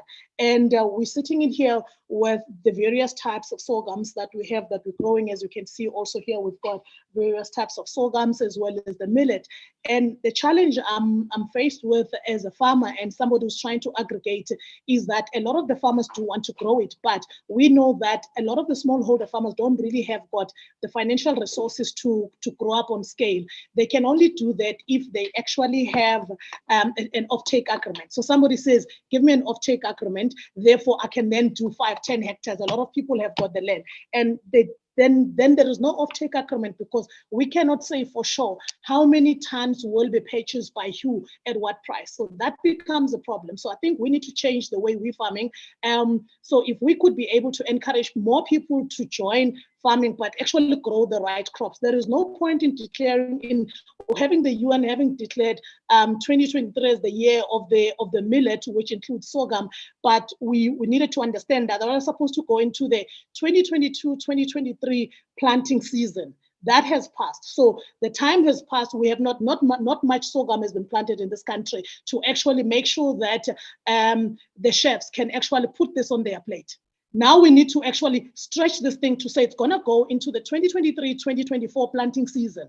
But do we have enough planting material? Do we have enough seeds? Where are the farmers going to get the seeds from? In most cases, we have to bring the seeds from the various African countries because we just don't have enough. So whatever we would have grown as South African farmers, we end up having to sell for consumption, or we hold back because we want to make sure that we can actually grow enough. So that is some of the challenges that we have. So while the chefs can create the vibes, the farmers are actually going to make sure that they fill the plate, because they can order a ton. If we don't have, there's nothing.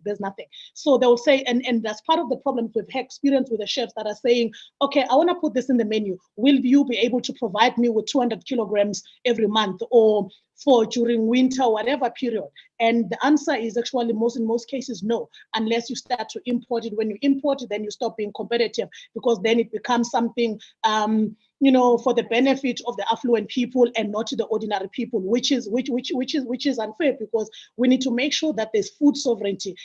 Indigenous African people need to have access to indigenous food. At this stage, you're only going to find it into all the specialty shops, fancy restaurants and everywhere else, but you're not just going to find it at your local retail outlet. You cannot walk in there and easily find sorghum crushed in various formats. For instance, you can do it coarse, which you're going to be soaking and cooking into the soft porridge or your pap. You also need to turn it into millet as to be in the same level as your maize meal. You're not going to have that. You also need to be able to mill it into a flour, because we've seen a rise or a surge in demand for flour, where people now want to bake with it because it's gluten-free.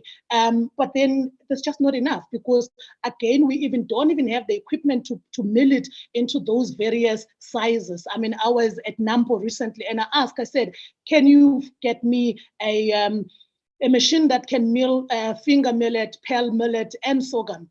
And, they showed me one machine, it was making the stuff. Same thing with teff. When we wanted to mill that stuff, it's just going to be coarse. It's not going to be as fine as we needed it to be. So those are actually the challenges that we are dealing with. And I think for us is that we also see government distributing seeds. When they distribute seeds, we have not seen government distributing sorghum seeds. People would get all sorts of other seeds. They'll get spinach and cabbage and whatever other stuff. And these are water guzzling crops. We are not getting the drought resistant crops that are being. So we need to get government to practice what they preach. So if it's sorghum, if 2023 is the year of the millet, which includes sorghum, can we see that in practice? We're sitting in here having to source from somewhere. There are opportunities. Farmers do want to grow. One of the big things I want to address that I saw coming from the chat is that most of the farmers are saying, Spiwa, I want to grow sorghum, but what am I going to do with the birds? Some farmers have grown, and I want to explain what's happening.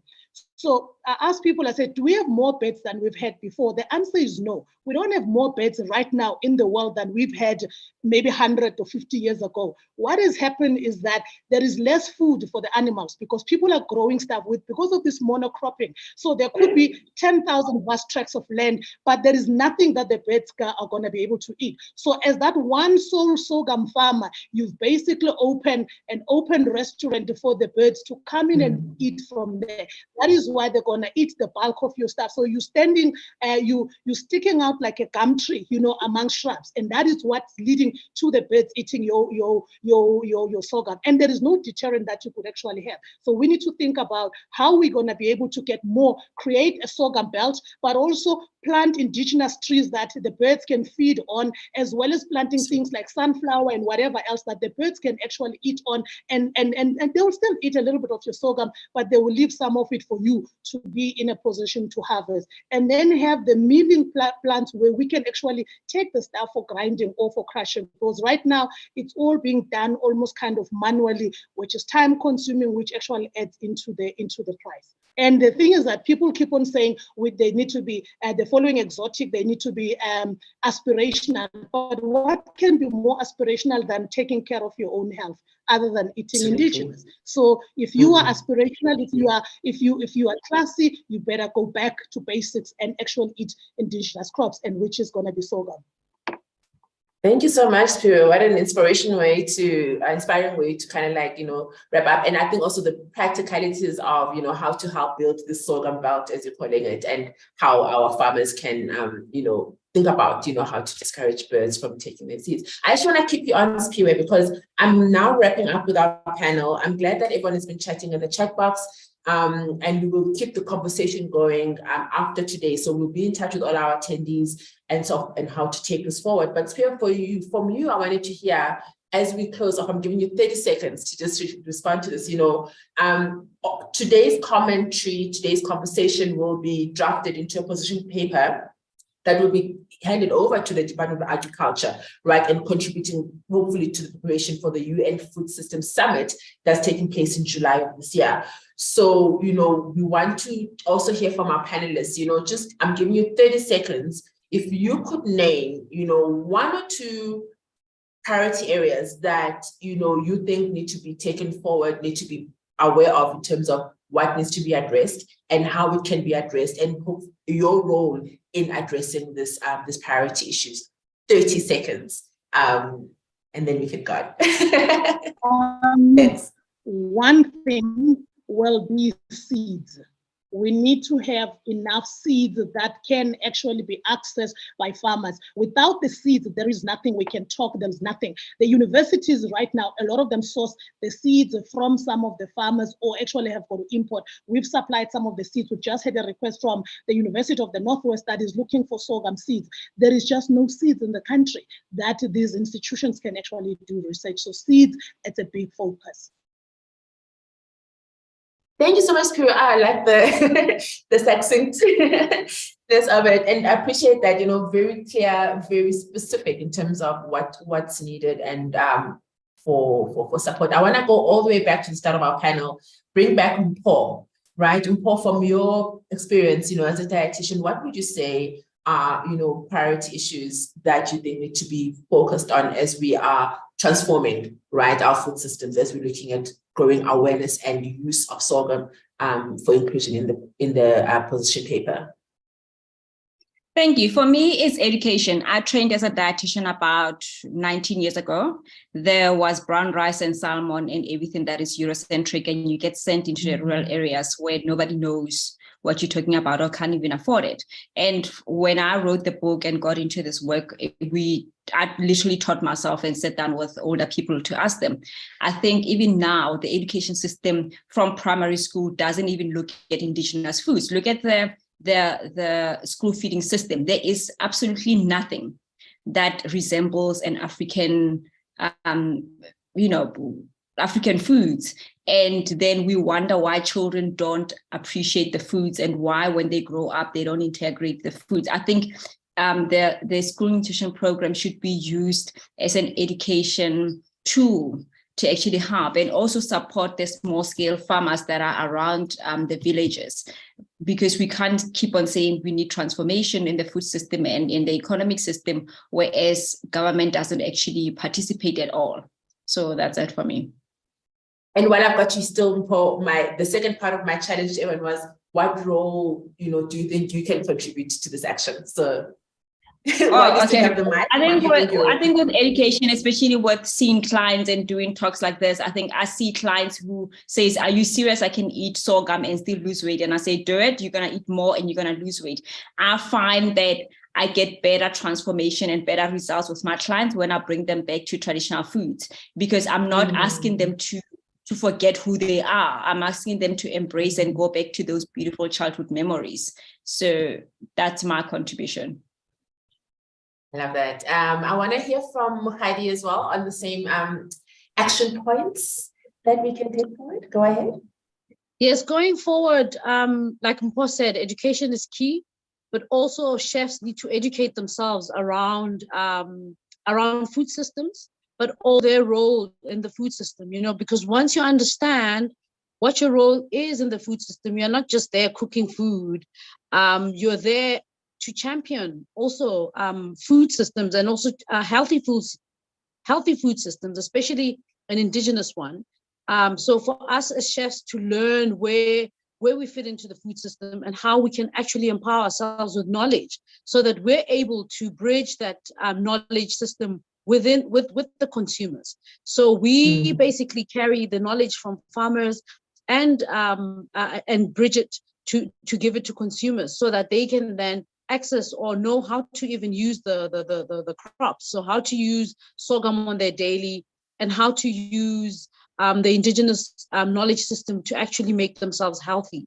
So for us chefs, we need to see and understand our role in the food system and where we can actually, do better and advocate for these healthy indigenous crops. Thank you, Mukhadi. So over to you, Spamandla. Great, so thanks. I think for us, two things. One thing we've already done, we've co-authored a book called African Harvest Table with the Dr. Ethel Piri from Stellenbosch University. And part of this project, what we do through our nonprofit organization, we have distributing it to schools in over 9 provinces. So the coloring book and the coffee table book as part of donations. And we're running competitions currently nationwide. So children get to color in African crops. At the same time, we then get them to compete to see, if you do know this product, what do you use it in? And part of your prize is actually all these African superfoods, if I could use that word. So that's really what we're doing around education. So I think for us, one of the key things, and we've been chatting now to the Department of Agriculture to see how we can collaborate this initiative we're doing through our nonprofit with Department of Education, where we can actually drive more growth. The other key thing, I think, for us around demand, probably the second thing, is we will, as a food company, we will create food products, and that's a lot of products on the pipeline right now in terms of different categories, which are going to be using sorghum, just for you guys to just be on the lookout. And so that's what we're going to be doing to add value into the to the food industry. And I think for us, one of the key things is action. We want people to do, individuals, but also the public sector, drive demand. If you don't buy the products, if we don't consume these products on a day-to-day, if a week I don't get to eat sorghum or any African crop, then I'm just here talking. We have to ourselves drive the demand, but also government needs to, through their public procurement, be able to drive demand so that we can actually create a market for these products. Thank you. Thank you. Drive demand and educate. And last but not least, certainly, Letu, back to you. You've got 30 seconds, action point and your role in it on how we can drive this agenda forward. I will echo the previous speakers. I think education, and we need to educate our kids from an early age. For us at Ukamba, we will continue experimenting with sorghum. We'll continue educating and sharing our ideas, whatever lands with everyone else. We're hoping to create a South Africa or an Africa that creates its own unique products that we cannot compete with people from foreign countries. Absolutely, that's so perfect. Driving also competitive edge, right, for us as a continent, ultimately. So having said all of that, unfortunately, I mentioned our time constraints earlier and the fact that our chat box continues to be there. If you've got comments, questions, unfortunately, we won't have time to go through the questions, but I have been seeing the engagement that's been very exciting that's been happening there. That also will form part of our report as well, that we'll take forward. So with that, I want to thank our great panel. You always wish you had more time, but you know, this is the first of many. I also said that earlier. And I want to then move to our closing remarks for today in these last few minutes. I want to bring back Dr. Moeng from the Department of Agriculture, Land Reform and Rural Development to just really, Dr. Moeng, 2 minutes to just kind of like wrap up from your perspective what you gleaned from the conversation today. I will unfortunately have to be very strict on the timing with all of our closing remarks speakers today. So Dr. Moeng, I want to bring you up and then 2 minutes to just share your closing thoughts with us.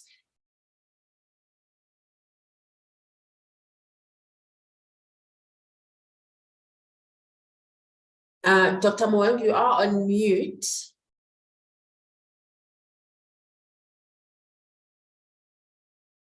There we go. Yes. I've got you on camera, but unfortunately still on mute. Yes. I'm here. Thank you very much to the panelists who have raised these issues from a different and diverse perspective.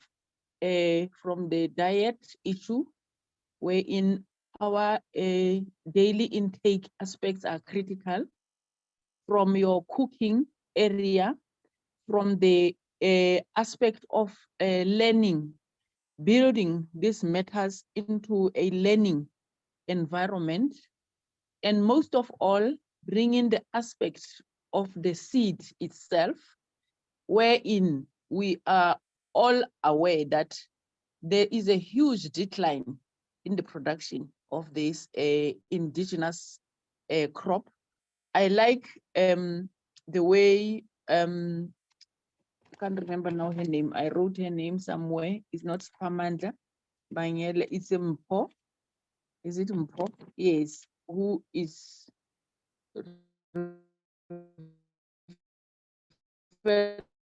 no, I think it's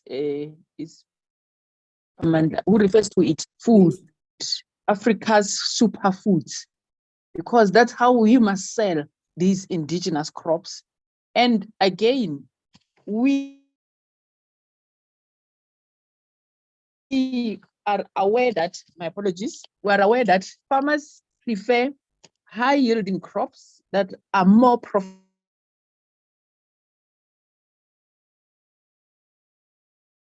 I think we're having some connectivity issues with Dr. Moeng. Am I correct? Yes. So I think in the interest of time, what I'm unfortunately have to do, Dr. Moeng, my apologies.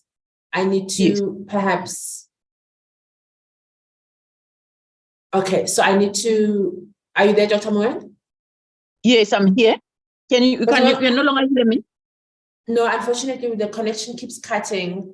For us, and so unfortunately, I do have to perhaps look at handing the mic over to Dr. Chilidzi from FENAPAN to share his closing remarks. Dr.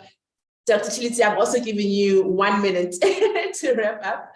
It feels a little bit like the Olympics, doesn't it, everyone, in terms of how quickly can we do our closing remarks, but I hope you are there, Chilidzi. Yeah, thank you so much, Program Director. I will be very brief.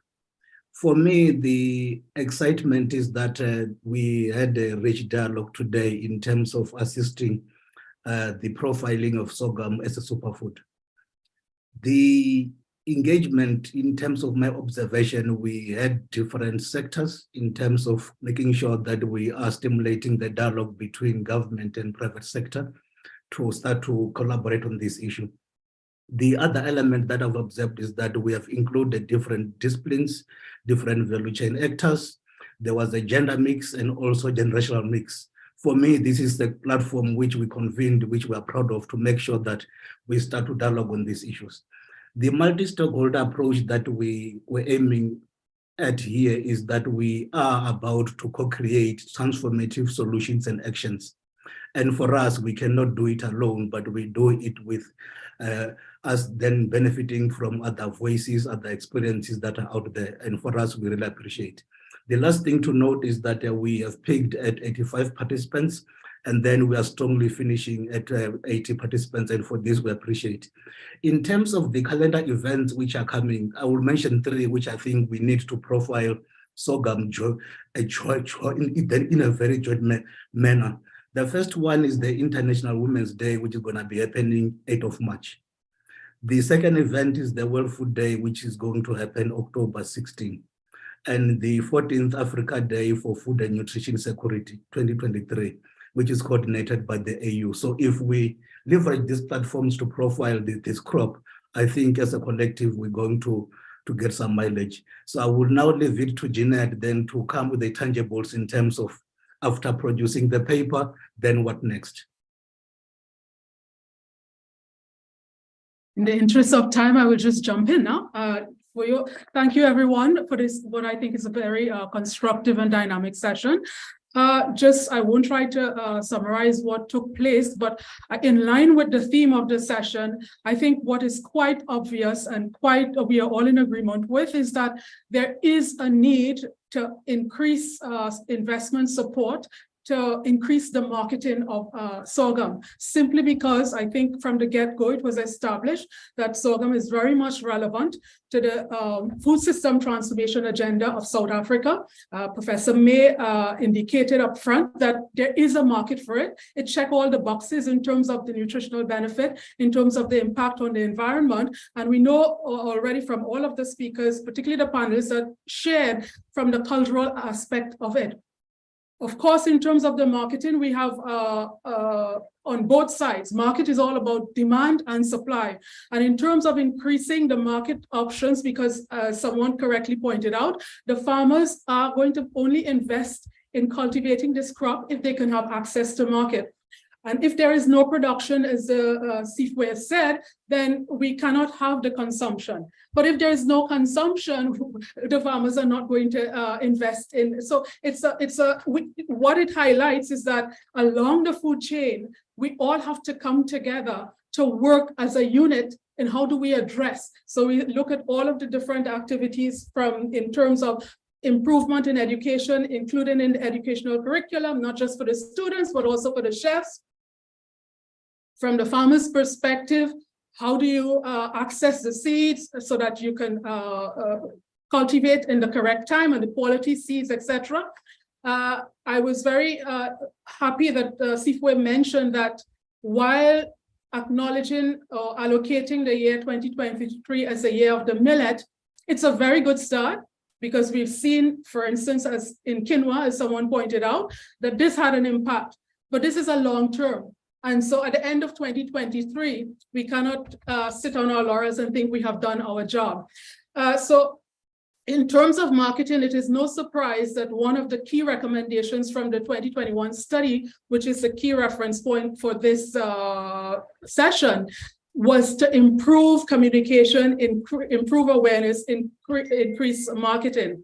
And in this context, one of the role of AgriLux marketing is to do exactly this. And this is the reason we are having this session. And it is actually a precursor to the launch of a marketing platform, which we will be doing in collaboration with quite a number of the panelists who are at the table, including Letu, who will be hosting the event, the launch of this event on Saturday at his company on the VA waterfront. And this is the Wild Feast launch.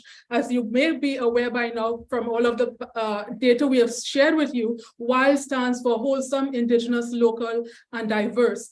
And we want to use this platform as an ongoing platform to bring together the stakeholders from the entire food chain, both the public and private sector, that we can work in cohesion to come up with ways to increase awareness and the demand for this crop. Just on a final note, in preparation for this event on Saturday, one of the team members who've been trying to reach out to patrons to attend the event, and the way it was written up in terms that it's going to be a fine dining event, one person said, oh, we are very interested in this, but I'm shocked because I do not think sorghum can be associated with fine dining. And it goes to speak, a number of the speakers indicated that how we view sorghum, the attitude, and this was not necessarily said in, to be negative, but without us recognizing it, we take on these attitudes.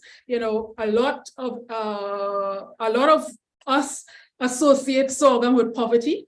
And if we're trying to be aspirational, you want to stay away from it. But as Zifwe correctly said, there couldn't be anything more aspirational than your health.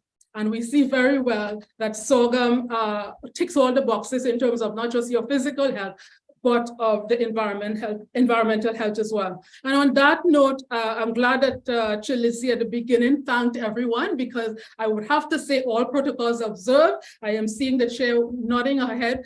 And so I really want, of course, we will be in contact with you and we will further thank you. But for now, just want to thank everyone, all of the speakers, including those for which this has been quite an effort to participate. And also, as importantly, all of the participants, those of you who have stayed on to the very end, we really thank you, and we hope that you will continue to engage with us as we join forces to be able to address and continue to expand the markets for sorghum, not just for the farmers, but for each one of us, for our health and well-being. Thank you. Over to you, Chair. Thank you so much. And I think that was the perfect ending to what I think was an amazing session for everyone. We know that we've kept you here longer than anticipated. I myself personally want to thank all our speakers today. I find myself more enriched and understanding of, what not only the key areas are of, challenges and possible achievements, but how we can take the conversation forward. I look forward to connecting with you all. Thank you, Jeanette. Thank you to the team behind the scenes. Thank you to all our attendees and our speakers. Have a great day. Goodbye, everyone. Bye.